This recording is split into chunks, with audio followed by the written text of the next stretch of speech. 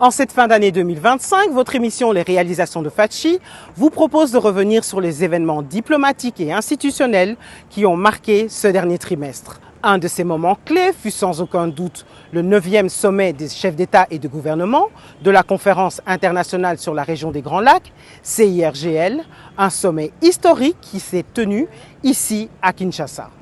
Placé sous le thème éloquent « Consolider la paix et la sécurité pour le développement durable dans la région des Grands Lacs », cette rencontre a également officialisé l'accession de la RDC à la tête de l'organisation.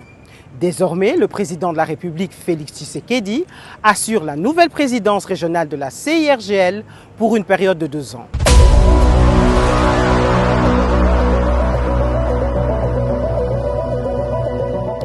Poursuivons cette rétrospective avec un autre événement diplomatique de haute importance, la visite historique dans la capitale congolaise de son Altesse l'émir du Qatar, Cheikh Tamim bin Hamad Al Thani.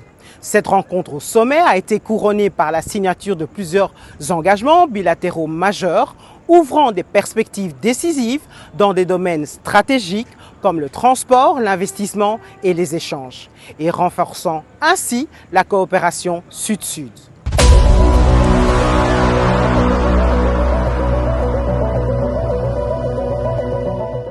Enfin, terminons cette revue avec un regard tourné vers l'avenir, les accords de Washington conclus en cette fin d'année 2025.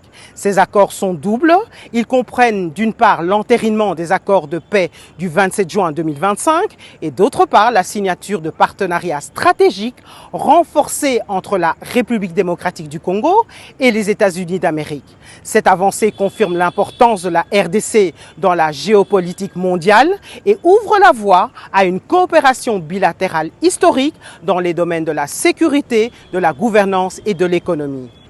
En définitive, tous ces faits marquent un tournant majeur pour la RDC, confirmant son ascension dans le concert des nations et son rôle incontournable sur la scène internationale sous l'impulsion du chef de l'État.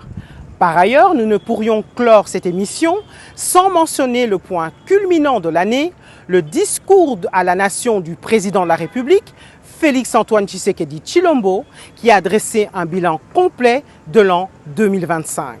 Nous y reviendrons en détail dès le début du mois de janvier avec le ministre Patrick Mouyaya, porte-parole du gouvernement. Je voudrais pour conclure adresser cette prière à toute la nation congolaise. Les ténèbres ne régneront pas toujours.